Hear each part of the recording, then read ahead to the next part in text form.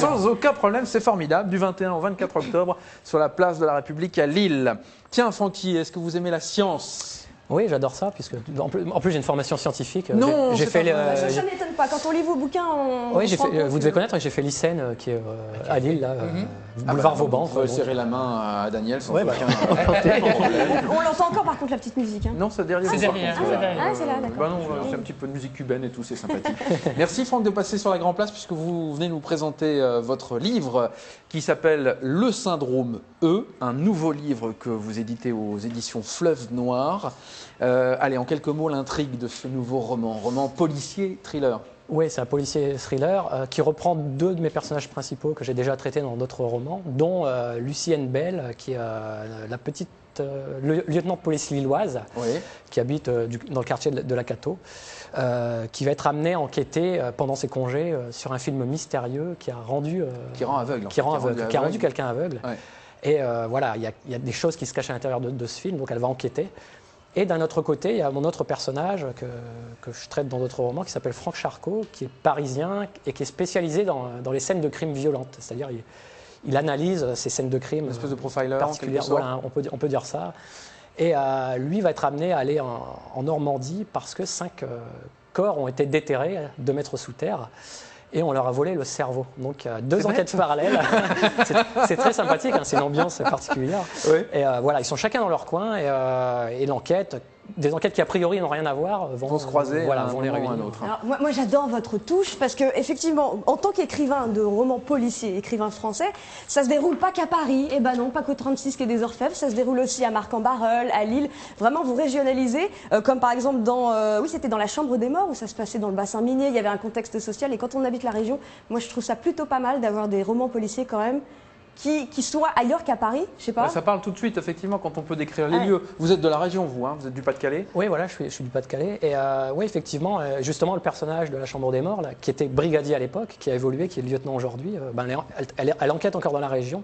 Et c'est vrai que j'ai eu des bons retours des lecteurs qui préfèrent que les intrigues policières se passent à la rigueur près de chez eux plutôt que très loin aux États-Unis. Ça ne vous empêche pas d'être lu un peu partout dans le monde, hein, traduit dans différentes langues, des centaines de milliers d'exemplaires pour vos livres, ça va. La région plaît finalement. C'est un truc de dingue, hein. Oui, c'est bien parce qu'il va même être traduit aux États-Unis. Et voilà, la région va s'exporter là-bas. Là-bas, on va entendre parler des terriers. Voilà. Comment vous expliquez cette formidable ascension? Comment on dit terrible en anglais? Qu'est-ce qui fait que, ce que veut dire Andreas, qu'est-ce qui fait que vous êtes un peu l'auteur à la mode en fait en ce moment? Alors l'auteur à la mode, Le Syndrome, c'est mon 8e roman. C'est une mode qui dure. Voilà, ce qui fait que ça a fonctionné à l'époque, c'est que moi j'ai une influence quand même américaine dans mes lectures. Ouais. Et j'écrivais des thrillers qui, à l'époque, les auteurs français faisaient se passer leurs intrigues hors de la France, aux États-Unis, pour faire un peu comme les Américains. Et moi, je me suis dit, je vais essayer de faire la même chose, mais en restant, bien chez nous. Et ça fonctionne, ça fonctionne. Moi, je vous dis, mon roman préféré, c'est La Mémoire fantôme, qui raconte l'histoire d'une jeune femme qui perd la mémoire. Et vous avez des connaissances scientifiques incroyables. Moi, c'est parce qu'il a téléphoné à Daniel, en fait. On comprend. Monsieur, pour être un conseiller, parce que au début, je ne connais pas vraiment le thème à fond. En fait. Ouais. On ne peut pas avoir la science de tout, mais par contre, ce sont des choses que j'ai envie de creuser, quoi. La mémoire, le cerveau, la biologie, voilà, c'est des thèmes. Et écrire un roman, ça permet, pendant plusieurs mois, de s'immerger vraiment à fond dans un domaine. Donc moi, j'augmente un peu mes connaissances et j'essaye de transmettre de manière assez simple à mes lecteurs ces connaissances. C'est réussi. Alors moi, j'aimerais bien savoir une chose, parce que comme la région vous inspire, par exemple ce roman, ce dernier roman, d'où vient l'idée à un moment comment ça se fabrique ça dans la tête? Comment ça se met en place? Oui, c'est assez compliqué. Quand je termine un roman, je ne sais pas vraiment ce que je vais faire.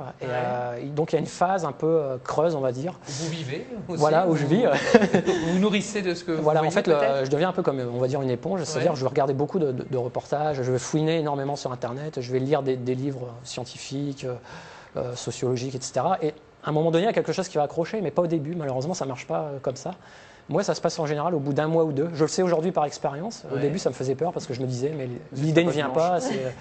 Et aujourd'hui, là, je sais que voilà, je vais jeter 99% des idées. Et puis, à un moment donné, il y a la petite chose qui va accrocher.